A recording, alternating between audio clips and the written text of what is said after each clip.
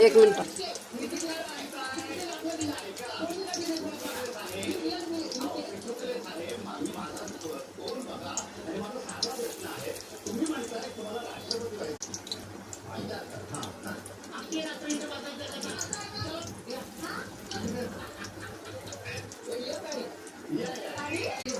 चला YouTube family, या घोसाळ्याचे भजे खायला. मस्त खा, असंच करा.